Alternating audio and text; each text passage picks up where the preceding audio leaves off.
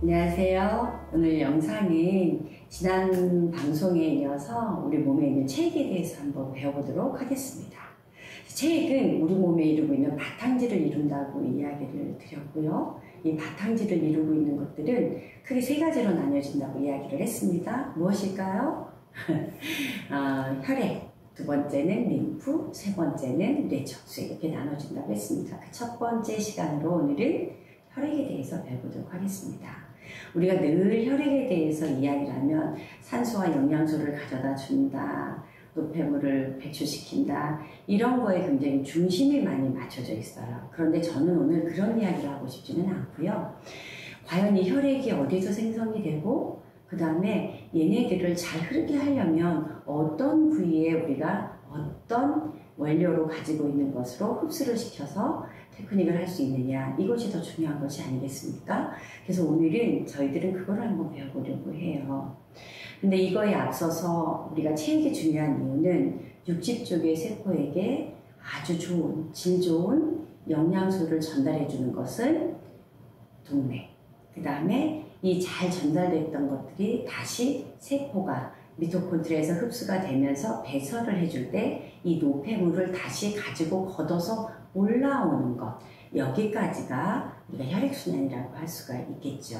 그러니 입에서부터 항문까지 이르는 소화기관, 그 다음에 폐에서 코에 이르는 것까지 호흡기, 그 다음 심장에서 방광까지 이르는 것이 배설계라고 할 수 있지 않습니까?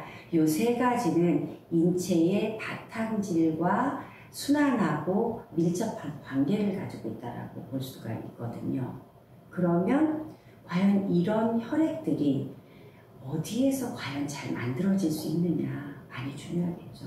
여러분, 발바닥은요 주로 혈액이 굉장히 많아요. 그래서 발바닥을 조형으로 딱 비춰보면 파란색이 흐르고 있죠, 거기에. 그리고 그 발바닥 전체에 있는 정맥이 훨씬 더 많다는 거예요. 그 정맥이 공제선 안쪽을 타고 올라와서 내전근을 통해서 심장 쪽으로 다시 되돌아가는데요. 이것은 정맥보다 먼저 동맥이 산소와 영양분을 가지고 심장에 펌프를 이용해서 골고루 전달이 되겠죠. 압력이 팍 쏴지면서 그 쏴지는 힘에 의해서 저기 발바닥까지 가죠. 거기에서 다시 모아져서 발바닥을 통해 가지고 다시 점점 공제선 안쪽에 있는 정맥, 그런데 이 정맥은 근육 사이에 있다는 거예요. 그래서 얘는 심장의 펌프에 의해서 동맥은 전달이 되지만 정맥은 이미 끝까지 갔다가 다시 돌아와야 되기 때문에 그 힘이 굉장히 희박하다고 볼 수 있겠죠. 그래서 얘는 다시 걸쳐서 올 때 힘이 굉장히 약해요. 그래서 누구의 힘이 꼭 필요하냐면 주변에 있는, 속에 있는 주변의 근육들의 운동이 굉장히 필요하죠. 근데 우리가 나이가 들면서 근력이 빠지기 시작하면서 혈액순환이 안 되고 쥐가 자주 나고, 그죠? 저림 현상이 있고 냉증 현상이 있지 않습니까? 이런 것들은 근력이 빠져서 그렇기 때문에 그래요. 근데 모든 근력이 빠지는 것보다 어떤 사람은 훨씬 더 근력이 빨리 빠지고, 그래서 혈액순환이 안 되는 사람이 계시잖아요.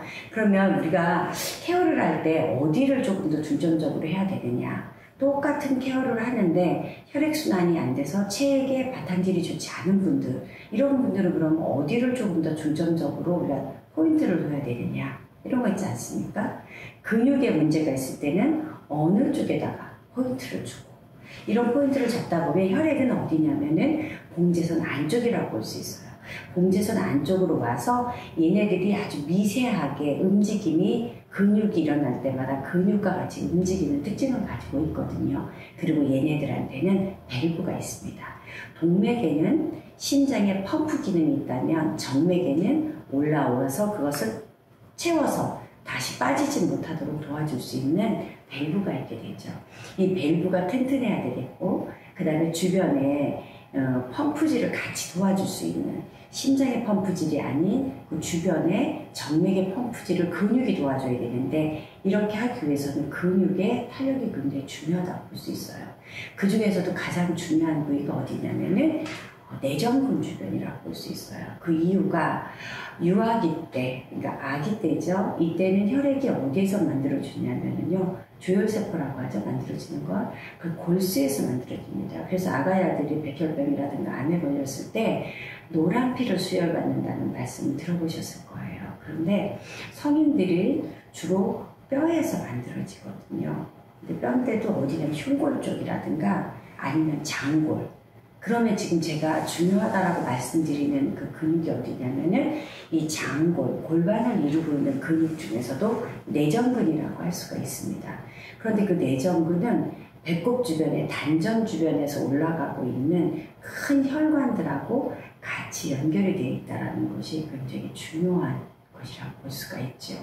그럼 이 부위를 조금 더 근육이 건강하게 탄력 있게 순환이 잘 될 수 있도록 도와야 되는데, 이렇게 돕기 위해서는 무엇이 필요할까요? 산소를 빠르게 전달해 줄 수 있는 원료들이 필요합니다.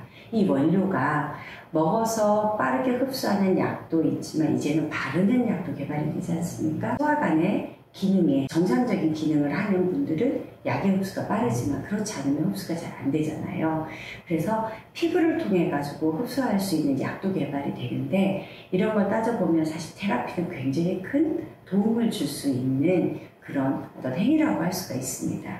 그래서 저희 에스테틱션들이 혈액순환을 도우려면은 내전근 쪽, 그죠? 음경이 흐르고 있는 내전근 안쪽, 공제선 안쪽을 테크닉을 해주시면 되는데, 그런 것을 하실 때 주로 사용하는 것이 산소 공급을 해줄 수 있는 제품인 거죠. 그 제품 중에 특별히 우리가 비친습 백토칩을 사용하고 있는데, 이것은 플루이드죠. 플루이드를 깊게 천천히 흡수시키게 하기 위해서 사용하는 도구지 않습니까? 이 도구를 이용해서 플루이드 로사라든가 아니면 플루이드 토니비카테라든가 이 두 종류의 것들을 우리가 사용하면 되겠습니다. 그래서 주로 우리가 복부에 있는, 골반에 있는 주변의 근육들을 활성화를 시키면 혈액이 생성이 되거나 혈액이 순환이 되는데도 도움이 됩니다. 또 이런 해부학적으로 지식을 보면은 발바닥에서부터 공제선 안쪽으로 올라와서 이 근육들의 힘에 의해서 다시 동맥이 내려갔다면 그 내려간 동맥을 다시 노폐물을 가지고 정맥에게 보내서 이 정맥은 다시 심장으로 돌려보내는, 회귀시키는 일을 하는 혈관이라고 할 수가 있습니다. 이런 작업을 하는데 필요한 것이 제가 조금 전에 말씀드렸지만 산소를 더 많이 가져올 수 있도록 도와주는 것, 빠르게 호흡을 할 수 있도록 호흡을 도와줄 수 있는 제품, 이런 것들을 사용하시면 훨씬 좋은 효과를 낼 수가 있다라고 볼 수가 있습니다.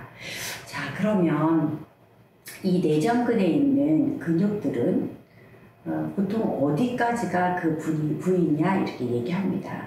우리가 소위 얘기하는 애과 부분에는 애과, 겨드랑이라고 그러죠. 그리고 서해부라고 표현을 해요. 서해부에서는 림프도 중요하지만 정맥도 중요하고 동맥도 중요합니다. 그래서 우리 인체에는 중요한 피라미드 같이 생긴 부위가 있어요.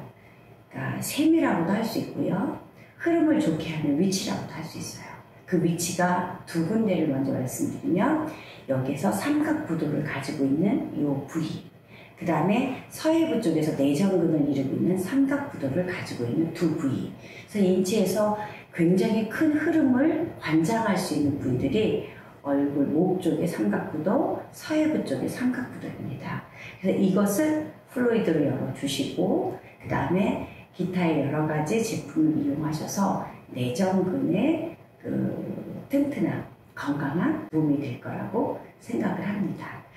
저희가 이제는 혈액과 림프와 그 다음에 뇌척수액을 다루는데요. 이 세 가지가 다 다뤄진 다음에 케어의 포인트가 되는 부분들을 짧게 영상으로도 한번 가져가 보려고 합니다.